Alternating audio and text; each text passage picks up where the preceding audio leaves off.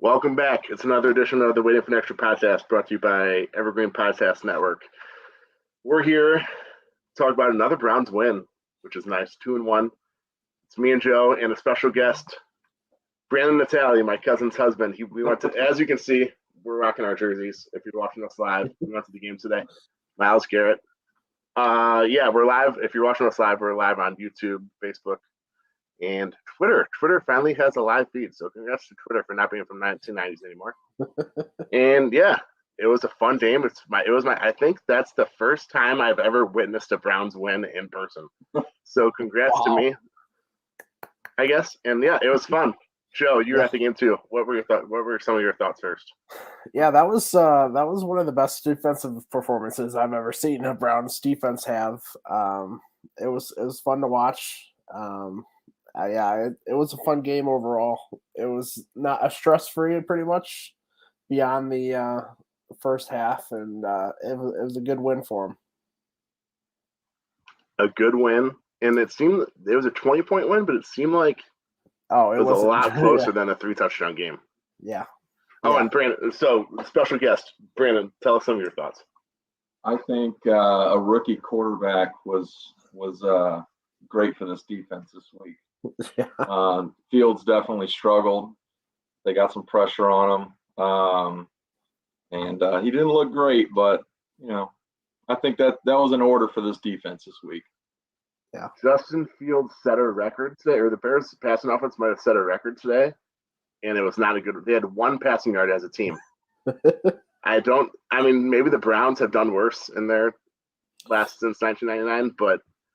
Yeah, Justin Fields total, he had 68 yards passing, but when you include sacks, they had a 1 passing yard as a team and 46 rushing yards. 57 yards total. Remember how we were so worried about this Browns defense? Oh my God. Yeah, go on, go, Jeff, go. This is a matchup they needed sorely. They really needed this, man. They were first 2 weeks we saw them struggle, and this one was just sorely needed. So it was a good matchup. That offensive line is terrible, but yeah, it was great to see. It was they played a lot more dime and nickel looks, so that was great to see. Hopefully, we'll see that more often down the road because they looked really good. They were fast. When you say terrible offensive line, can you specify? Because the Browns' offensive line did not look good today, to be honest. Yeah, that's true. Yeah, the Bears, oh my God. The Bears they don't have any good linemen, really. And the only good one is like 800 years old on left tackle. But wait, was that number 71? I don't know his name, but he is a big boy. Yeah, it was him.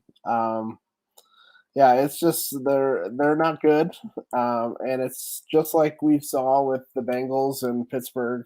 When you got a bad offensive line and a quarterback who's either young or immobile, it is a bad combination. So we saw that today, and the defense took care of it.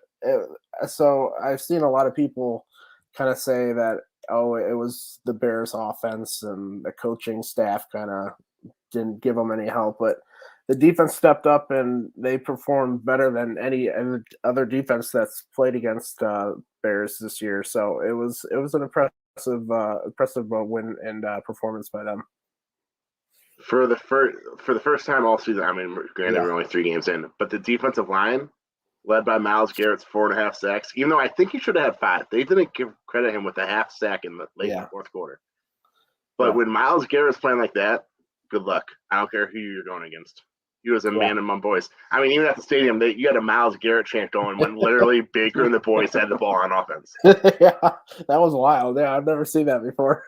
But yeah, it's that was one of Myles' best games. It's probably his best game as a Brown, and that's saying something. He was unblockable for most of the game. I think I saw that the Browns were pressuring him on 55% of the snaps. So that's quite impressive. Even if there's a bad offensive line, you gotta go out there and make the plays, and they did. Against a rookie quarterback, I don't care how good he is. Mm-hmm. Good luck. It seemed like they didn't really open the field for Justin Fields all that much. But I don't think they really could when literally Myles Garrett and Clowney and McDowell and McKinley were living in the backfield either. Yeah, they were back there quickly. I just it was a great performance. I really thought the overall defense, they played really fast. The secondary they weren't given those cushions that we saw in the first 2 games. So it was a great performance, and hopefully we'll see more of that come next week and the rest of the season. Man, if they can put that kind of pressure on Kirk Cousins, he can't run either. So good luck with that. Yeah. Yeah. So I told Brandon, let's just talk offense, even though defense, obviously we need to. Actually, no, let's stay with defense because they literally dominated today.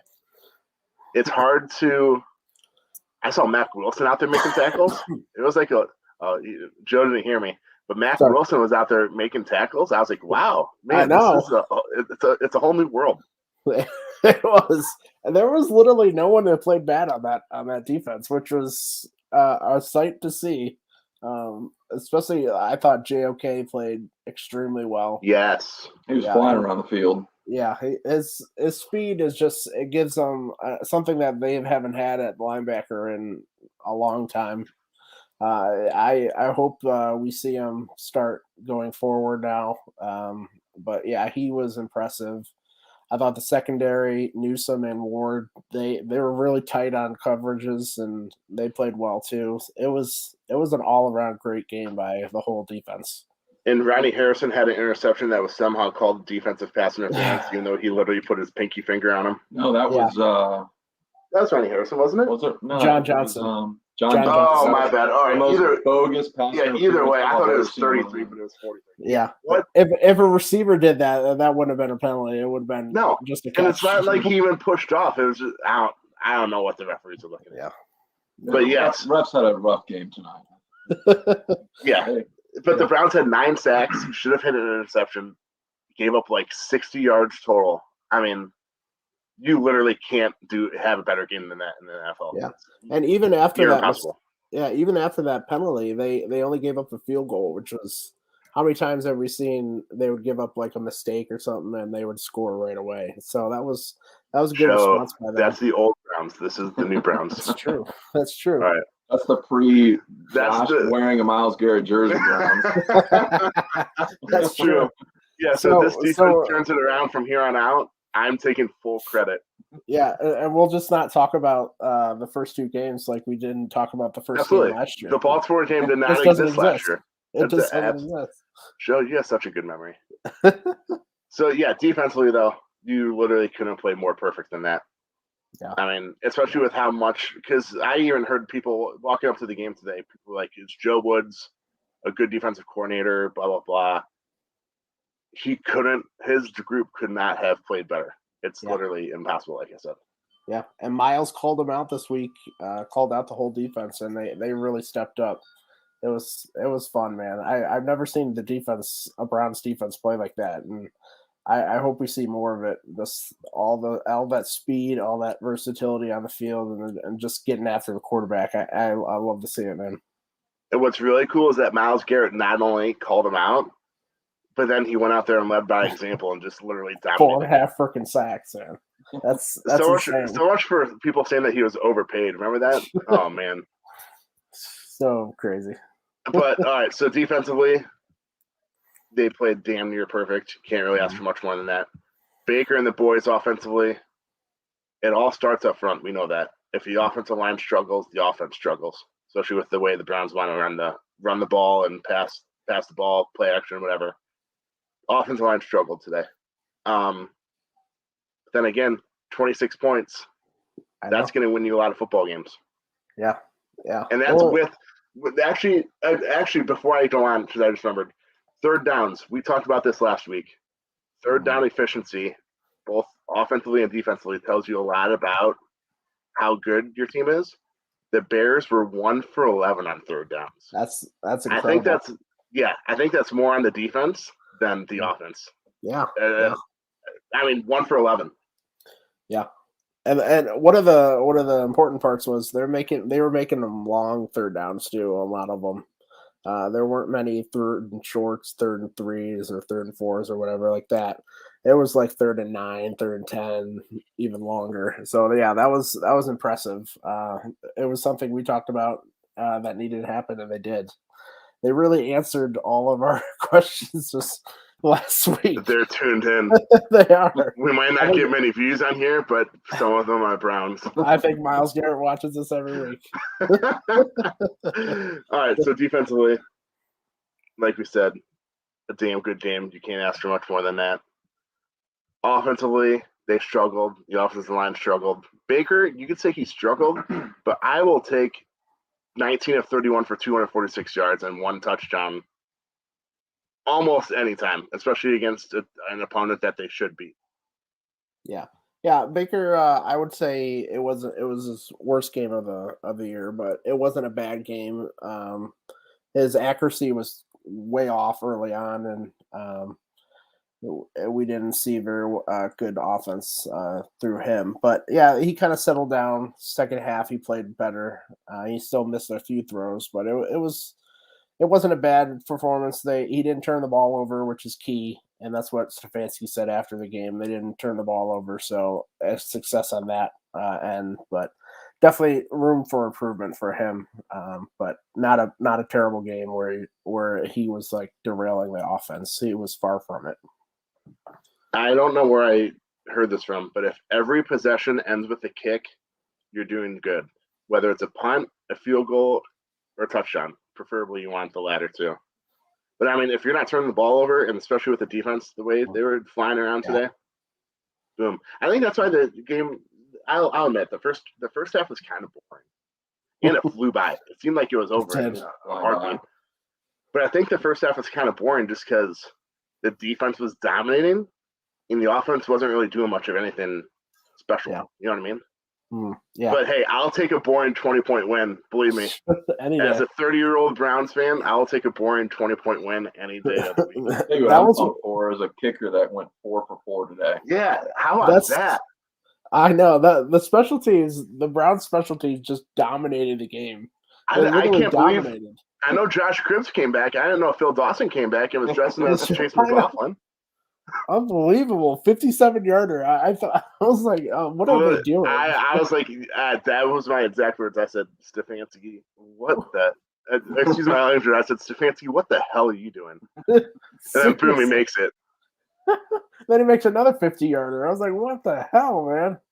Yeah, I mean, it seems like something's so little, but when you have a good offense and a good kicker, that kicking adds so much. If you're getting points anywhere inside the 35, boom. Yeah, we saw that in Baltimore. They can. Oh man, Joe's already comparing Chase McLaughlin to Justin Tucker. The big thing is you're going to be able to make those kicks in November and December. That'll be the key. It was perfect weather, pretty much. Yeah, true. 70 and sunny, not much wind. Hey. Hey, but we gotta take it. 4 for 4 though. I was not expecting. I literally thought, well, we just turned the ball over and gave the Bears good field position again. Yeah. Speaking of turning the ball over, offensively, 4th down. I don't want to question Stefanski. It's hard. It's tough to question his play calling.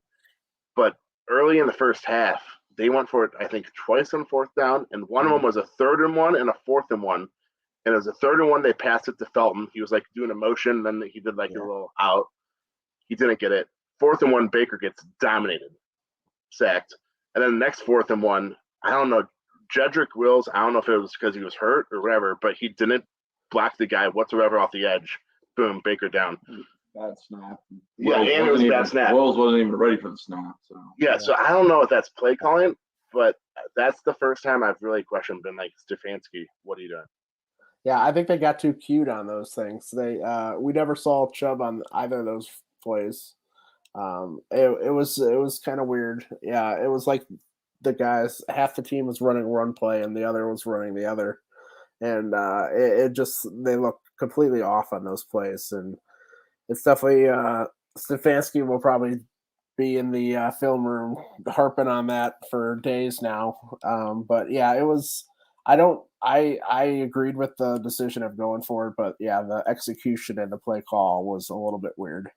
If you got Chubb, give it to Chubb, and I hope you can get 1 yard. Literally, if you have Chubb or Kareem Hunt, which Right. hey, the Browns have both.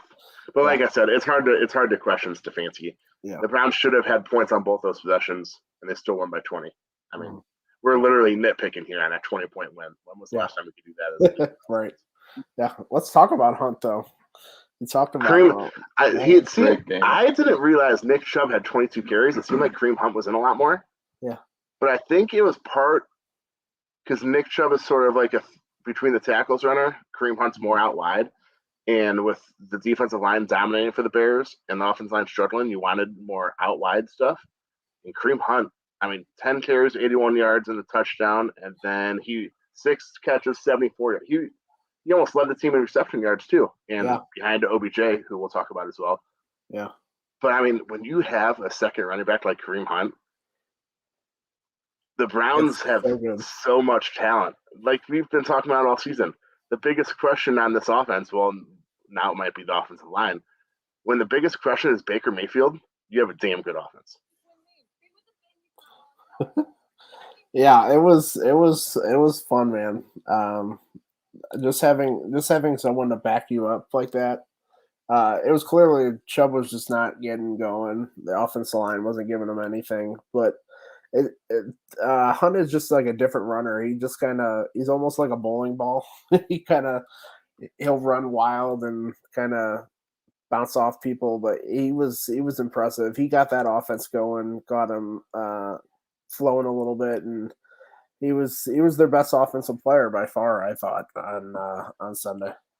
And it's crazy to think that the Browns had Nick Chubb had 22 carries for 84 yards, and we're literally saying that he had a bad game. Right. I know. I think that's his most carries in a game, right? So yes. far? Well, last week we had 11. We all know that because the Twitterverse was harping on it. But yeah, like I said, even there, though, I did not realize. I looked up the scoreboard and it said 22 carries. I was like, what? Yeah.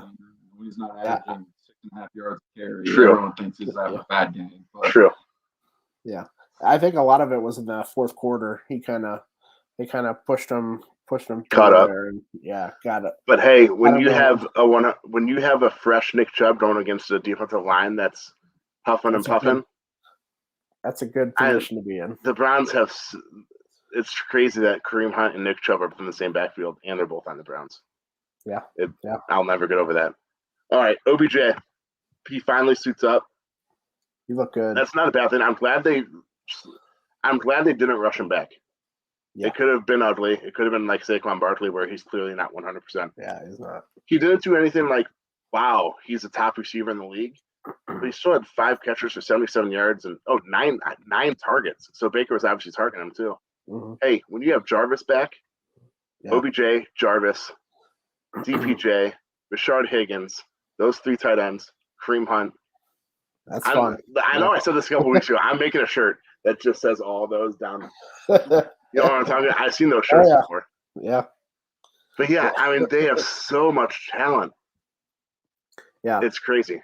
OBJ, like I said, OBJ didn't really do anything spectacular today. But hey, 5 catches, 77 yards, I'll take it. Yeah. And you could tell like his presence on the field was just important for this passing game. He took, even coming off of a whole year off, he took attention from them. He opened it up for other players, and just being his route running was just on par as we've seen before. So I'm excited to see him as he gets more conditioning. He admitted after the game where he was he was tired, dog tired. So yeah, once he gets in game fit, that's going to be fun to watch because I feel like it wasn't forced this time. We saw so many times in the past where Baker would force it to him, but this time it just his presence just kind of flowed into the offense, and it looked good. I was very, very impressed with his first game. Yes, and for those that can maybe hear us better now, I literally just realized that our microphone that we were speaking into right here was not plugged into the computer. So welcome to the show. 19 minutes and 37 seconds into the show microphone. But on with that, OBJ, Brandon, talk about whatever you want offensively. I think I was just watching OBJ on the sidelines because we were sitting on the Browns sideline, and he looked like he just had energy. You know, he was bringing energy to the whole offense, and he just looked happy. And I know he was getting involved in everything, which obviously has been a problem with trying to force him the ball and whatnot. But I think he just brought a positive energy to the field and to the offense. And watching him on the sideline, I think he just looked pumped. I mean, obviously he's been out for so long, but yeah. And obviously, not obviously, I don't know why I said obviously there. OBJ, I noticed Obviously. I promise I'm sober.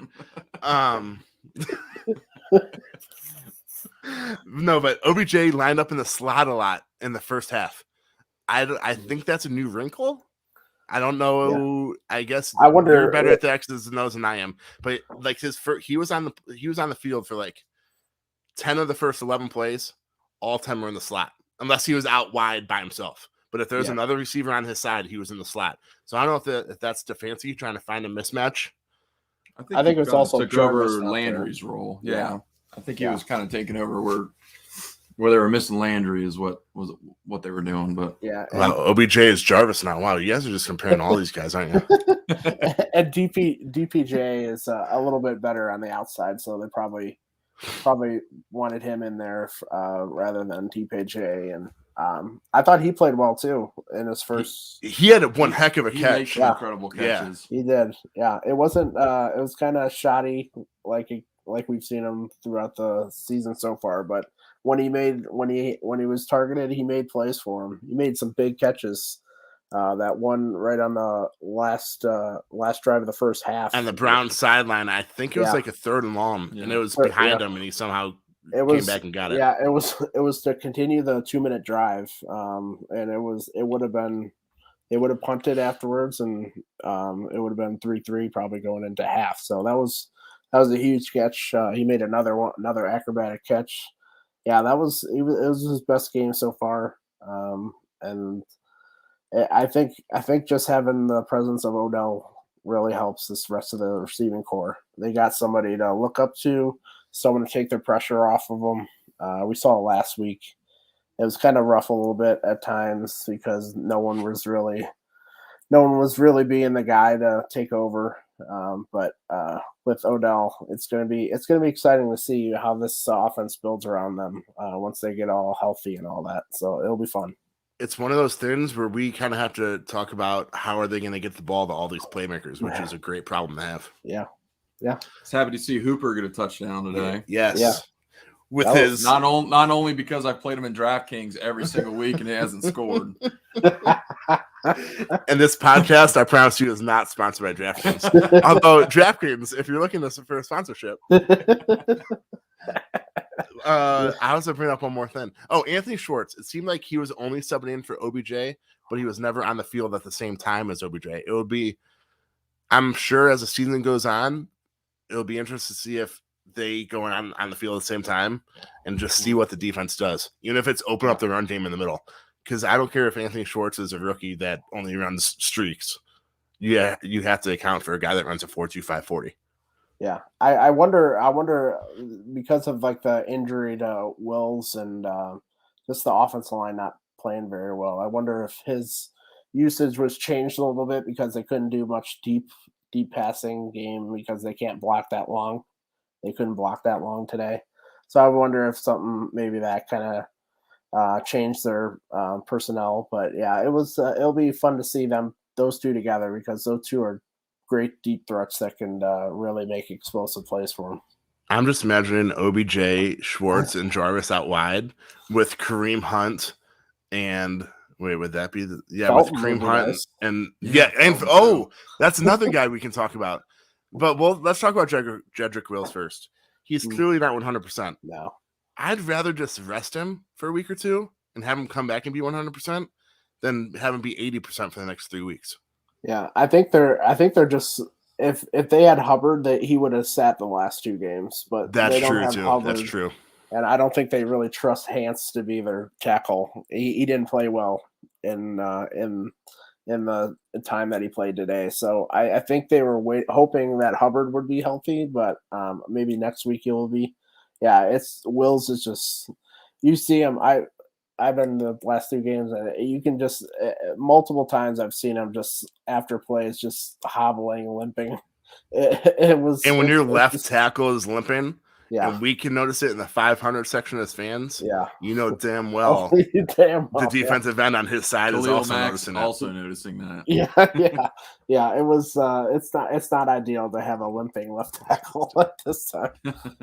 Not at all. All right, so back to the more positive things offensively. Jedrick Felton, they can use him wherever, whenever, out of the backfield, out wide. It's crazy how good he is this early on. And we're not even talking about his punt returns. He had 103 punt return yards today, according to Browns' Andrew Gribble. As a team last year, the Browns had 115 punt return yards. Yeah, think about that for a second. Yeah, when you can add a weapon like that in the punt return, so big. It's huge. He gained yards on almost every punt today or any kick. It just helps your field position. It helps a struggling offense, especially early on. Be in better field position. It's so nice having a punt returner. I forgot ever since Josh Cribbs left. I forgot what that felt like. But man, it's nice just being in a position to start off in good field position, not stuck in behind the 20 or anything like that. So and that punter was booming them today. Yeah, he was. The Bears punter was booming them. Jedrick Felton would literally line up at the 30 and end up catching the ball inside the 15. I know every time. And you know that he was just lined up where he thought it would land, but it was 15 yards behind him every time. 2020 Browns, they would have had fielding position on the 15 or 20. They Felton returning kicks. Yeah. Or fumbled. No, let's be honest. But with Felton returning, it had it on 25, Right. Yeah. He would have caught it, went down immediately, and there would have somehow been a clip in, so they would have gotten it inside the 10-yard line, old Browns. Yeah. But this is the new Browns. Yes. I thought that punter was just it was the first quarter or whatever. I thought it was just a wind, and then he kicked it the other direction. And he was booming it that way. That dude was impressive. But yeah, Felton really picked him up, and he's just a true weapon for this team, man. It's going to be fun to see how they. I thought his usage on offense was a lot better today. We saw him quite often, and all over the field. Yeah, all over the field. Before we get through the punting, this punter's name is Pat O'Donnell. Yeah. Never heard of him before. Pat, you are a good punter. He had 7 punts today, averaged 56.7 yards. Yeah. For comparison's sake, Jamie Gillian, I love the Scottish Hammer. Had one, right? He had 2 punts for a 41-yard average. It's great. 15 yards might not seem like that much, but when you do 15 yards consistently, that's a lot. Yeah. It was an impressive punting game by them. But yeah, Felton kind of didn't make that into a big advantage as they wanted to do. Probably the Bears thought they would with that punting game. Yeah, so like I said, that's the first time. I mean, Jamie Gillian, he's not the best. 41 yards of punt isn't the greatest. No, but it is what it is. He was also punting from his own 40, whereas the Bears punter was always punting from his own 20 to 15-yard line. We're used to the other side. We're used to being inside the 20 when they have 80 yards to work with. That's true. That is very true. That's why you can just kick as hard as you want. Just literally boom it. We got to worry about with Jamie is just catching it first. That's true. That's part of that tape though that Joe and I threw away. I should have told Brandon that before this. Week 1, both seasons. That tape's in the garbage. In the garbage. we don't play week 1. We just start. Yeah, definitely. Yeah, they just start off 0-1 with moral victories. Yeah. Yeah. But yeah, so 26-6. Boring game. I'll admit it was kind of boring. First half. Second half was awesome. First half, it was like 3-3, 6-3 a half. I was like, come on, Browns. The first time I come to a game in 5 years and you're going to have 3 field goals only in the first half. But yeah, I mean, when you have to nitpick to find bad things to talk about in a 20-point win, we've been on the other side of this 99 times out of 100. I'll take it anytime. I'll take a boring win anytime. Yeah, it was one of the most stress-free games I've had as a Browns fan. We haven't had a lot of them. I think Taylor went through them. I think there's only been 9 or so 20-point wins. When you can literally count yeah, right. stress-free wins since 1999, that's a problem. Yeah, seriously, right. But and we're not giving up garbage touchdowns this year, which is a positive for our very important plus minus that we all love.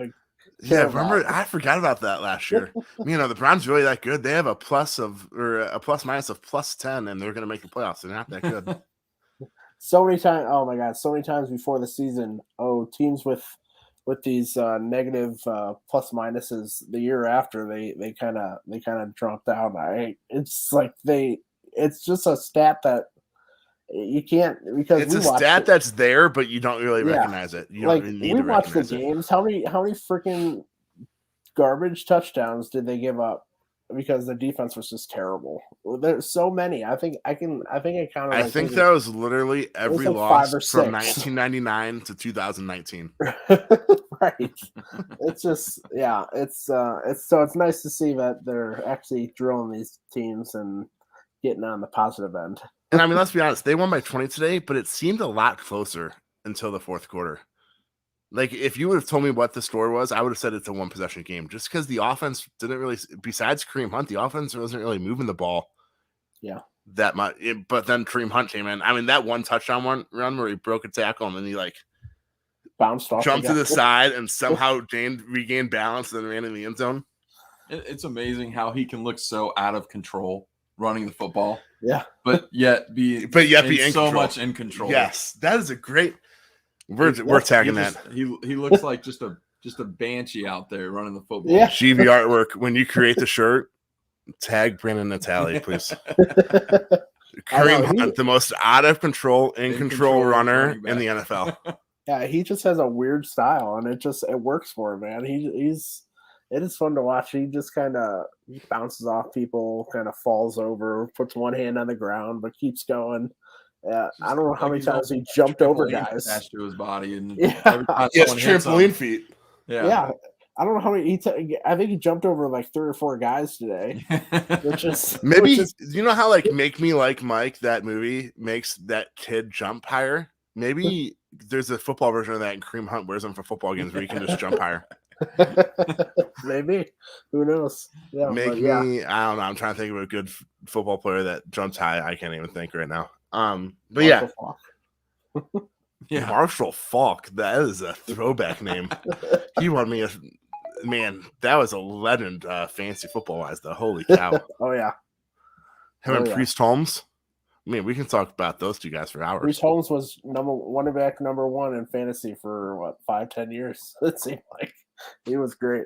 Sean Alexander. Oh man, I can't wait 15 years from now when we're man, Kareem Hunt and Nick Chubb. That guy won me a lot of fantasy football championships. Yeah, those are the days when the running backs were consistent and they could.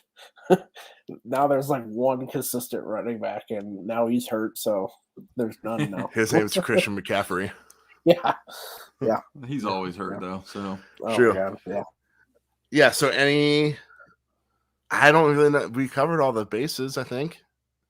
I'll tell you, the game day experience is pretty cool. We got down there probably 11. Tailgated right by the lake, northeast side of the stadium. It was packed. It was weird to be in a football game where you were walking in expecting to win. It really there were people tailgating all the way out past the flats. I mean, it's we took the back. We cut through Tremont, cut through to the back of the flats, and there were literally people tailgating from right across the river to the stadium. It was it's such a better feeling going into a Browns game, especially going to it expecting to win and not hoping to win. We went to a few games last year. It just wasn't the same without the crowd and all the people walking afterwards, walking across the bridge. You're acting like you like the madness that is I do. The concourse, the bridge. If there's chaos, I don't even. Luckily, I'm 6'6", so I can see above everyone. But if I was short and I was claustrophobic, oh my gosh, get me out of here. Yeah, I won't say that I love the concourse being packed again, but I like the walkover. And just like after a win, especially, I don't know how many walks over after a loss I've experienced. Joe likes looking at all the drunk people. Confirmed. It's a great people watching. Okay. Oh yes. Oh, absolutely. It is top notch. It is. There's Your no other legs, experience like the it. legs hurt, especially going uphill by the flats. But just like the people watching, you're like, oh wow, that guy. I hope he has a ride home. I hope he has a buddy that's taking care of him tonight. Especially today, I saw one and I was like, he was wearing like Browns pajama pants and a Browns jersey. I was like, dude, I either hope you live close or I hope you have a buddy that's babysitting you tonight because it's not going to be a fun night for you. The best is when they come in like that. I'm like, what are you doing? Well, that guy probably wore that whole outfit to bed last night. Oh, absolutely. Just went down to the stadium. He said, why waste time in the morning when I can just wear it tonight? Yeah. Yeah, it was fun seeing all the people. And it was seeing a packed stadium. Yeah. It was, although I was surprised at how many people left early. With like 4 minutes left, the stadium was clearing out. I was like, I have to say, are you guys used to losing like this? Yeah, there were quite a few Bears fans. Yeah, there was a lot of Bears fans. Yeah. But me and Brandon were discussing that's probably their closest away game. It's probably like 4.5 hours of Cleveland. From obviously not from Chicago directly. But it's probably one of their closest away games. Green Bay, I'm not really sure how close they are to Chicago. It might be a little bit closer. Plus, the White Sox are playing the Indians. That's true. I never thought of that. The Guardians. They have one more game. Oh, they're the Indians for one more. That's actually why Brandon's here. Him and my cousin, his wife, are going to the final. Today was supposed to be. Today was supposed to be the final game, but they got it rescheduled from last Wednesday for tomorrow. Yeah. So. By the way, I think hold on, get a lot of people there, and you can get tickets right behind home plate for like $25 right now. So Brandon is promoting the Indians on a Browns podcast. Yeah, we're talking Indians on a Browns podcast. What the hell's going on? And I haven't even brought up Ohio State yet. Oh, that's true. That was a nice win. I was gonna compare Ohio State because Ohio State and the Browns both played a lesser opponent. The defensive lines finally woke up and they both had 9 sacks. That's how I got my Ohio State tidbit in. I wanted to come on here and promote Kayvon Pope. Oh man, we don't really have. We went down the Browns. we've only been on this podcast for 37 minutes and we're already going down this road. No one quit on the Browns, so there's no analogy. True. Although, do you know what? How did no one do that on the Browns from 1999 to 2019? We just don't know about it. I'm sure it happened. You just don't know about it. Yeah, we just don't know about it. That's true. Imagine that. Oh, man. Imagine that Browns. Social media. Browns being Browns. Yeah. That's an only in Cleveland thing, except this time it's only in Columbus, I guess. Yeah. Yeah, it was. That was. But seriously, a good football weekend. Ohio State dominated as they should. Although I guess if you're an Akron fan, you and like 10 other people in this world. Were you really expecting it? To be honest, I work with a guy that goes to Akron. Like he's going back to school, and he was going to the game on Saturday night. And he said, "In all honesty, I'm wearing Ohio State stuff." And I said, "That perfectly describes the Akron fan." I didn't know there was an Akron football fan. Who knew? Who knew? It's one of those things where like you don't want to say that you're an Akron football fan, but you're an Akron football. It's kind of like I'm sort of like a Jaguars on the Browns. Fan. Sort of like a Jaguars fan. Yeah. Or being a Browns fan early in my life though. It's like I'm a Browns fan, but really I'm not a Browns fan. Oh, there's a lot of people my age, that are like that. Oh, I'm a Steelers fan. No, you're not. Get the hell out of here. Get the hell out of here. Oh, here. yeah, I like the Steelers, the Cavs, and the Indians. Oh, really? That's weird. That's weird. What team are you missing? Man, we've gone off on a tangent. 5 tangents already. We went from Indians to Ohio State to Kayvon Pope to back to the – yeah. Hey, let the man play, Kayvon Pope. Put him in there. The Browns are looking for a linebacker. Joe. Yeah. Oh my God. I'm sorry. All right, so if he was 4th string as a 5th-year senior at Ohio State, I don't think he's playing. Yeah, I think his playing days. His playing days are over. So, but yes, Man, how did we bring up Kayvon Pope? That's my bad. This is the last time Brandon's ever on this podcast. I think we should have him on every time now. All right, so the Indians. I hope they have a good final game Monday afternoon as the Indians. Yes. And then they transition to the Guardians, and I'm sure we'll hear something from Michael Bodie about all this. Bodie, I promise I'm not hating on the Indians. I promise. Or the Guardians. I'm sorry, the Guardians. The Guardians. Yes. Back to the Browns. Back to the man. Who would have thought that we said at least we have the Browns? Right. Seriously. Yeah. It's like 2 years ago. I was like, man, at least I have fancy. At least I have fancy football. If you look 2-3 years ago, you had the Cavs in the playoffs, and you had the Indians in the playoffs, and then you had the Browns, and just 3 years later, and look at that. And now it's man, how we brought up Cavs? Are we bringing up every team now? Yeah. Cavs have media day tomorrow, though. That's true. Monsters. I'm actually excited about that. True, I am too. I'm excited. Kind of, I guess. This is I feel like this is an Indians broadcast where we literally talk about everything but the Indians. Hey, you said the game was boring. That's true. No, the first half was. The second half was awesome. But I'll take a boring 20-point first half anytime. Yeah. But yeah, so yeah, and how about Steelers? Yes. The crowd erupted in First Energy Stadium when they showed that Joe Burrow touchdown to go up 24-7. Every time they scored, there was jump. Yeah. And there may or may not, I will not say the real word, there may or may not have been an F Pittsburgh chant in section 536 above us. It was not us. Oh. We're way more mature than that. Yes. We have a little more class. No, but seriously, it wasn't us. But yes, there was a loud chant, F Pittsburgh, when they showed that 24/7 highlight. Yeah. And it's crazy to see, one, that the Browns are good and Pittsburgh stinks. It's awesome. Yeah. But just what hopes they have. Yeah. You have Ben Roethlisberger, who won't mentor a backup quarterback. No. And then, like we've said every week this year, you have a horrible offensive line, and your first two picks in the NFL draft are a running back and a tight end.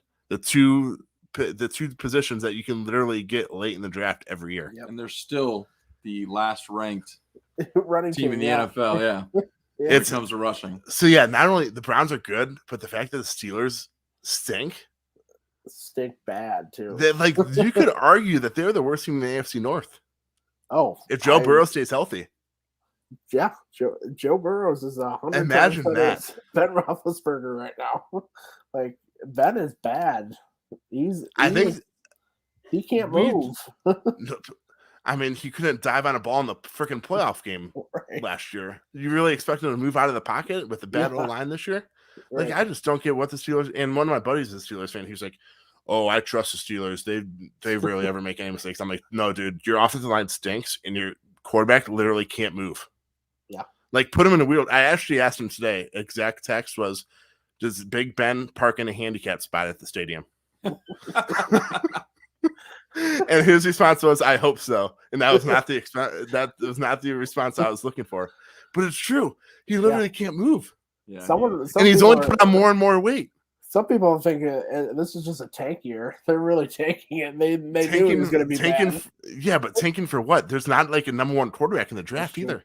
Spencer Rattler. The guy that the Oklahoma fans were literally chanting for his backup quarterback Saturday night. Please, Steelers. Please look for a quarterback this year. The Browns being awesome. Okay, I won't get too far ahead of myself. The Browns being good and the Steelers stinking it up. It's a good life right now. Could we see a little Cam Newton in a Steelers uniform by the end of the year? Gosh. I can't. No, do you know what? I want to see that. Cam Newton's going in there and ruining that locker room. I don't know. Imagine all the egos, though. Too good? Too good. If Cam Newton's too good for them, they are screwed. I'll take Cam Newton over Ben Roethlisberger right now any day. Oh, yeah. I would take – I'm trying to think. At least Cam Newton can run out of the pocket. I would probably take 27 quarterbacks in the NFL over Ben Roethlisberger right now. Yeah. And the non-quarterbacks would be Zach Wilson, and Zach Wilson. Oh, do you know what? And Tua Miami Dolphins quarterback. Hey, Jeff Naman, I hope you're tuning in right now because I'm hating on your Dolphins. Tua's bad. Jacoby Brissett just came in, and I think they have a better chance of winning football games with Jacoby Brissett. They did, but seriously, Big Ben is bad. It's awesome. It's awesome to see. It's awesome to watch every Sunday. It truly is. Especially behind a bad offensive line where he literally can't move in the pocket, but they expect him to. Yeah. But back to the best team in the SC North, the Cleveland Browns. I don't know what else to say. 20-point win, 26-6. Off to Minnesota. Yeah. Minnesota, Kirk they Cousins. Won today. Okay, do you know what? I might take, speaking of Kirk Cousins, I might take Big Ben over Kirk. No way. No. I'm telling you, man, Big Ben is lost. And I think that's literally another example of how bad Big Ben is, where you guys didn't even hesitate to say, no, I'd take Kirk Cousins over Big Ben. Yeah, no. I just can't wait for next week to see the Browns on offense and then the exact clone of an offense when the Vikings come on the field. True. That's it. Oh, yeah, that's true. And they adjust that. Yeah. But they don't have their tight. I don't know who their tight end is. He got hurt and done for the year in the preseason. I can't think of his name. Irv Smith. Irv Smith. So they don't have a tight end that's as good as Austin Hooper, David Njoku, and Harrison Bryant. Well, who does? But yeah, it is besides them not having a good second running back like Kareem Hunt, it would be interesting to see how this defensive line bounces back against Dalvin Cook after a dominant performance today against the Bears. Yeah, and I think they have a solid offensive line. At least they have a really good tackle. So it'll be fun to see them against that team. Their offense is really good in terms of receiving wise and all that, and skill players. They're sort of like the Browns, but without Baker Mayfield. Quite frankly, they're built with very good skill players. But Justin Jefferson, and Adam Thielen are going to put up a test against. Yes. Hopefully, I know Greg Newsome got injured today, so hopefully he's back. But we talked about this last week. Greedy Williams, we saw him on the field, and he played well. He made a couple plays for him. I did hear his name quite a bit towards the end of the game. Yeah, he stepped in for Greg Newsome, and that's another depth thing, though. I know, Greg right? Newsome goes out. Oh, it's okay. We have a second-round pick from 2 years ago waiting in the wings. Just like at receiver. Oh, Higgins can come in now. And it's how many times have we just talked about depth over the years, and we wouldn't have anybody. It would be probably the Browns literally didn't have anybody starting lineup or backups. right. You would hope you had anybody behind them, but yeah, it's a great thing to have, and they're really deep at most positions throughout the whole roster. Yes. So, Brandon, final thoughts. I thought Josh Cribbs sounded great today before the game, pumping up the crowd. Yes, that got me rowdy. Dude still wants to play. I know he really does. He still looks the same too. Literally same style, hair, everything. DeQuell Jackson too. I mean, that guy he's still stacked. All right, before you go on, DeQuell Jackson might still be able to play for the Browns linebacker group. Let's be honest. But all right, go on. We're 2-1. It's okay. No, I'm excited. I think the team's got so much depth, and I mean Andrew Berry and Stefanski, the way they've constructed the roster, I think it's exciting, and the way they take care of their players, even when one goes down, except for Jedrick Wheels, maybe give him a week off, but no, I think it's exciting. It's boring football is good football sometimes. Yeah. I know we all want to see. OBJ 10 catches, 200 yards, 3 touchdowns. I want to see that one-hander. Week, but I'm telling you, I'd rather take boring football 26-3 every week and get to the playoffs. Yep. So, as I always say, good teams win, great teams cover. The Browns were 7-point favorites today. They won by 20. Yeah, that's true. Joe, any final thoughts?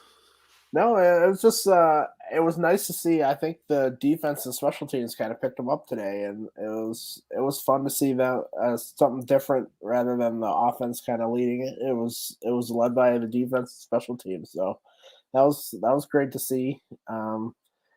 It's always good to win different ways.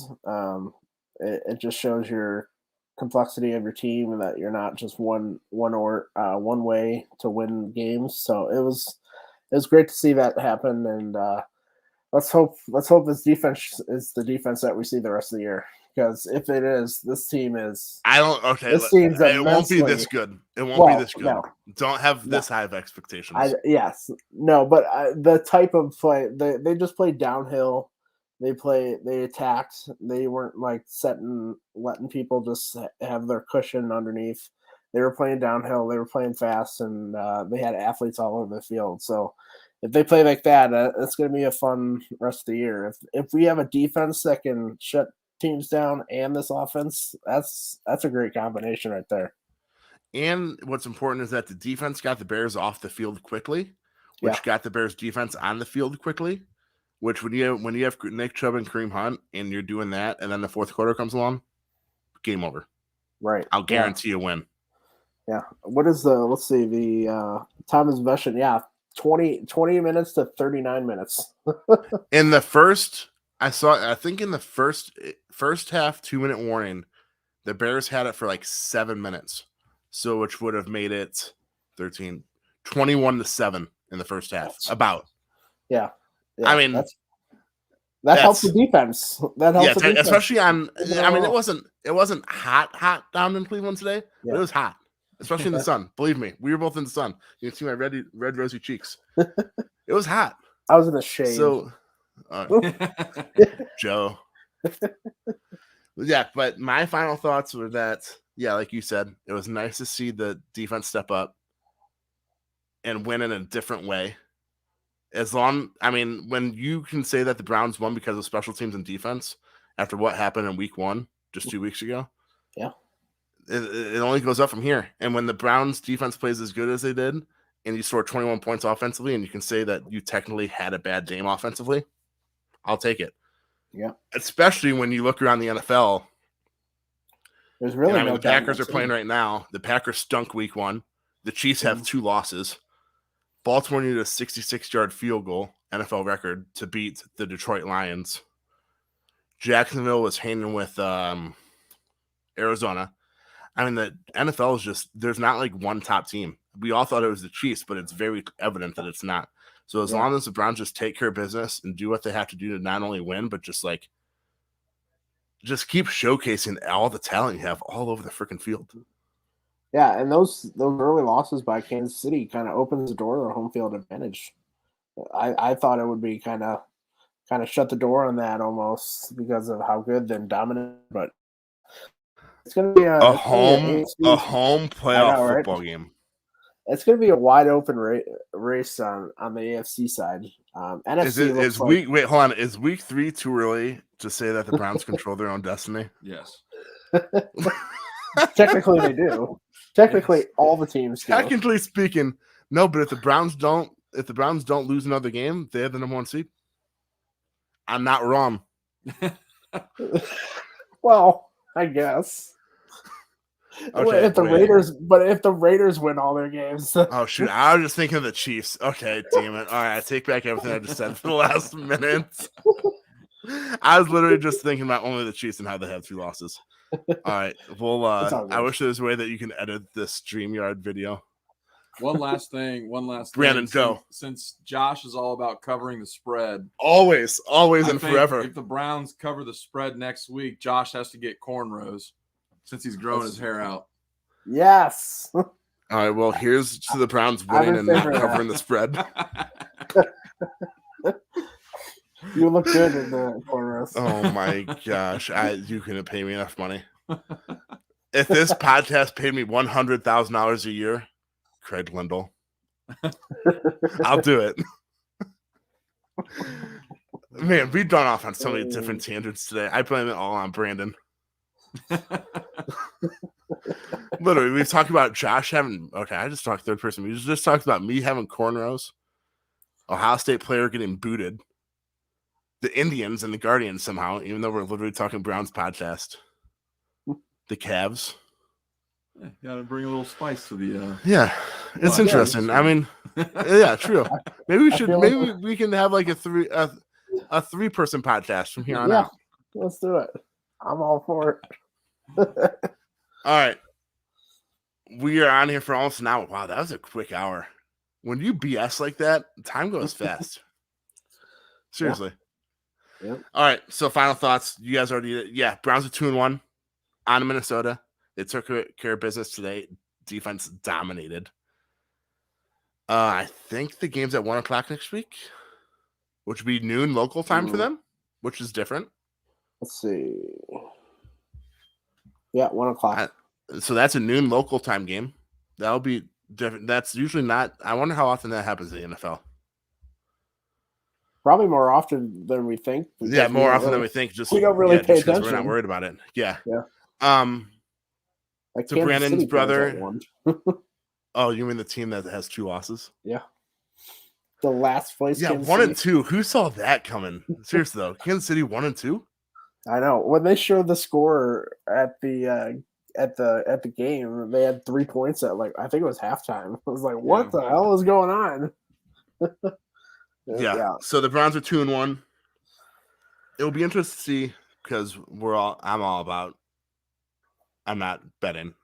I just do it for fun. Betting's for fun, I promise. But it'll be interesting to see what the spread is next week. What At a Minnesota, crock I of think- crap you are, man. That's cracking crap. In the NFL, I think you get 4 points as the home team. So, if on a neutral field, if the Browns are favored by 3, if it's at Minnesota, they're a 1-point underdog. I think it's 4 points. It'll be interesting to see what the spread is next week. I think it's already Browns. Browns are favored in Minnesota. Browns -1. Probably like 3. Browns -1. That's what it'll open at. I wouldn't be surprised if Minnesota is the favorite come game time. I don't think so. I think it might go to 3. Yeah, I think it'll be Browns -3. That just means more money is put on the Browns, but I would never contribute to that. Yeah. Never Never bet ever with your heart. will I ever. Never bet with your When your heart. fantasy football team stinks like they did today, you find other ways to be happy besides the Browns winning. That's all I'll say. I thought you don't bet. No, I don't. I don't know how you just misinterpreted that. No, but Oh, seriously, sorry. Browns are 2-1. I'm kidding. I do for fun. Browns are 2-1 on to Minnesota. 1:00 next week. Joe and I will be joining you at 4:35ish because we will not be going to the game, so it will not be WFMY I know. hashtag WFMY after dark. I'll give you a sneak peek. And early November, we're gonna do a live broadcast from Vegas. Yeah. Did I'll be you in just Vegas. invite me to Vegas? Well, if you wanted, I can't wait to be in Vegas with Joe I'm in there late in November. I'm in first week of November. I'm in Vegas, so I don't know where. And Joe's making fun of me for betting, but he's going to Vegas for an NFL Sunday. We're going Just for because sights. he's in Vegas doesn't We're mean going he's for the sights, Interesting. guys. We're going Yeah. for the Oh sights. yeah. Not because betting's legal in Vegas. No. It's only illegal if you get caught. Oh, no. I'm gonna get in trouble for this, so we'll just end it. Let's hope we don't have any police officers on the street right now. No, but seriously, for the 4th time, the Browns are 2-1. Off to Minnesota next week. Joe and I will be joining you probably like 5:30. Mhm. To everyone that tuned in live, Kevin Natale, Brandon's brother, he's featured on the bottom. Thanks for tuning in. And we always, Joe Gilbert, the dad version of Joe Gilbert, who is very Yes. disappointed in his son for betting in Vegas. I'll bet the bees. Hey, Josh, how about those bees? Madonna bees. Killing it, just like the Browns. But seriously, for everyone that tuned in live, thank you. We're live, Facebook, Twitter, YouTube, after every Browns game, and every so often besides that. If you're listening to our podcast on your Monday morning, man, Monday mornings stink. Sunday scares are starting to set in. But seriously, if you listen to our podcast, subscribe to our WFMY podcast anywhere you listen to podcasts, Apple, Spotify. Am I missing one? There's probably like some weird ones too. That's all people use. Either way, subscribe to us. Give us 5 stars. Tell us how much you like my soon-to-be cornrows. Yeah, and ooh, I do like that. Is that a GV t-shirt? That's the Arthur one from the Arthur game, isn't it? Yeah. That is a throwback. It is. And just I'll remember, figure it out. with my shirt, I'm the reason Miles Garrett did so good today. It's true. Not But seriously, Miles. thanks for tuning in. Please subscribe to us. Please always watch us live. Please comment. We'll answer your questions. We'll showcase some of your comments as well. To Ed Hogler, Kevin Natali, Joe Gilbert, the dad version. The other version. Thank you. And we will see you guys next week. See ya. Oh, actually, before I forget, Oh. thanks to our special guest, Brandon Natali, who made us go off on 10,000 tangents tonight. You're welcome for making this podcast 20 minutes longer than it should have. There's a reason why this podcast, I think, is the longest one of the season. And it's this guy. But seriously, Brandon Special Natali, guest, thanks for joining us. Future host. Future host, yes. Wait, that means, oh, damn it. All right, we're ending this then. All right, thanks for joining us.